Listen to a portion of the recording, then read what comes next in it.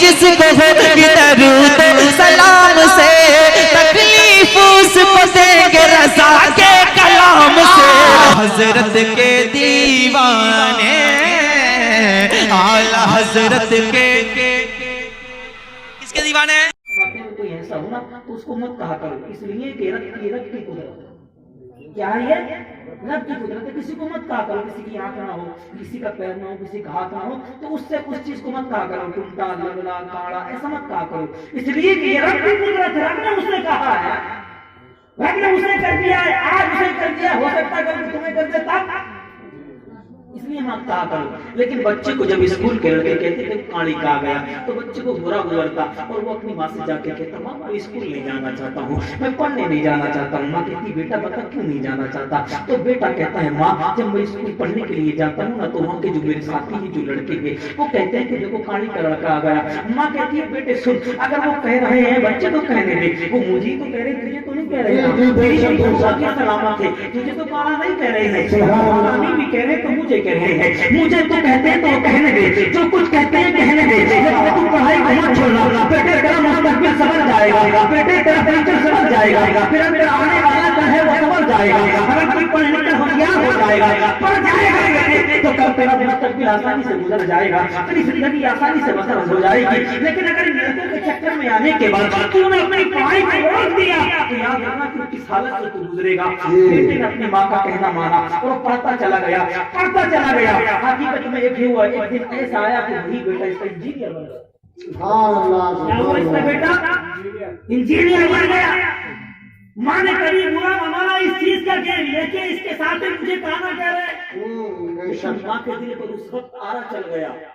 جب اس کے ساتھی اس سے ملنے کے لیے گھر پہ مکان پر آئے تو اس نے اپنی ماں سے کہا تھا ماں میرے کچھ دوست آ رہے ہیں، تم الگ چھپ جاؤ۔ ماں نے کہا بیٹا کیوں؟ کہ اس لیے کہ ماں تمہاری ایک آنکھ نہیں ہے، میرے دوست آئیں گے تو کہیں گے تیری ماں کاڑی ہے، کاڑی ہے تو مجھے اچھا سا نہ لگے گا، ماں تم الگ ہو جاؤ۔ اس وقت ماں کے دل پر ایک دھکا سا لگا، میں نے اس کو پڑھایا لکھایا بڑا بنا دیا ہے، دوسرے لوگ کہتے تھے تو مجھے کوئی فرق نہیں پڑتا تھا، لیکن آج میرے لڑکے نے مجھے کہہ دیا ہے تو فرق پڑا ہے۔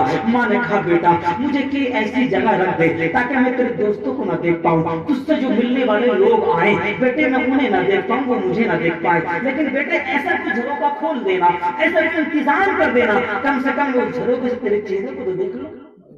جی سبحان اللہ سبحان اللہ۔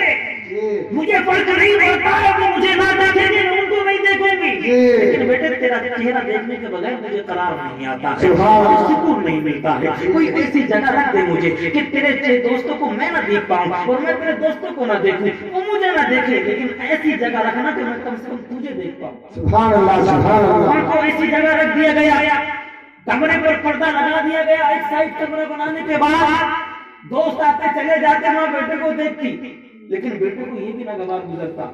بیٹا کہتا ماں جب تم مجھے دیکھتی ہو سکتا ہے کبھی کسی نے میرے دوست نے تمہیں دیکھ لیا۔ ماں کہتی ہے بیٹا اگر یہی تیری مرضی ہے تو میں تیرا گھر چھوڑ کر چلی جاتی ہوں۔ ماں گھر چھوڑ کر چلی گئی، بستی میں چلی گئی ماں، جو اس نے نیا گھر بنایا تو چھوڑ کر چلی گئی، اور بستی والوں سے کہا تھا ماں نے اے لوگوں سنو جب تک میں جیتی ہوں تمہارے درمیان رہوں گی، لیکن اگر میرا کبھی انتقال ہو جائے تو میرے بیٹے کو میرے دفن کی خبر مت دینا، مجھے اپنے ہاتھوں سے تم لوگ قبرستان پہنچا دینا، مجھے دفن کر دینا، لیکن میری ایک وصیت ہے، میں ایک خط لکھ رہی ہوں، تحریر کر رہی ہوں، یہ خط میرے مرنے کے بعد میرے بیٹے تک پہنچا دیا۔ سبحان اللہ۔ دن گزرتے چلے گئے، شوق میں چلے، بہت لمبا معاملہ ہے لیکن شوق میں دن گزرتے چلے گئے۔ ماں کا جب انتقال ہو گیا تو گاؤں والوں نے اس کی ماں کو دفن کر دیا۔ جب ماں دفن ہو گئی تو وصیت کے مطابق جو خط اس ماں نے لکھا تھا وہ اس کے بیٹے تک پہنچا دیا گیا، اور بیٹے تک جب خط پہنچا تو اس خط میں لکھا ہوا تھا بیٹا تو جاننا چاہتا تھا نا کہ میں کاڑی کیوں ہوں، میں کاڑی کیسے ہوئی، تو کاڑی ہونے کا جو عیب میرے اندر تھا تجھے بڑا برا گزرتا تھا وہ سنا ہوئی، बेटे काली होने की वजह ये थी, सुन ले, जब तू बचपन में छोटा सा था, मेरी गोद में तू पल रहा था, सर्दी के अय्याम थे, सर्दी का मौसम था, नीचे अंगीठी जल रही थी, कोयले में रख रखे थे तेरी गरमाई के लिए कि मेरे बेटे को कहीं सर्दी न लग जाए, सिर्फ इसी वजह से, इसी सबब से। लेकिन तू उछल कर मेरी गोद से उस कोयलों में गिर गया, एक कोयला तेरी आंख में लग गया, वो तेरी आंख में बढ़ गया, जिसकी वजह से तेरी एक आंख खराब हो गई। मैं फौरी तौर पर तुझे डॉक्टर के पास लेकर पहुंची। मैंने डॉक्टर से कहा था, डॉक्टर सुनो तो सही, मेरे बेटे की आंख को देखो।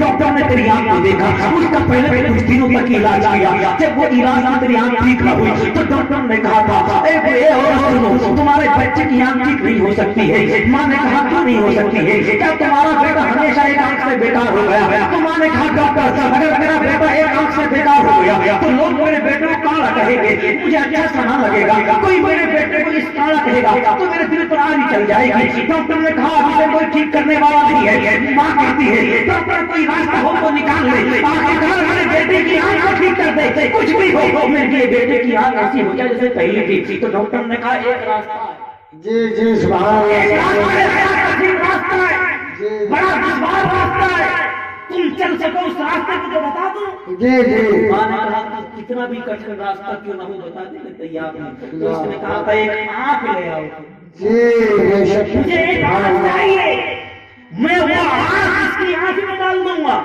जिसकी आंख ठीक हो जाएगी। माँ ने कहा डॉक्टर मेरी भी एक आंख निकाल ले, मेरी एक आंख निकाल के तो मेरे बेटे के अंदर डाल दे।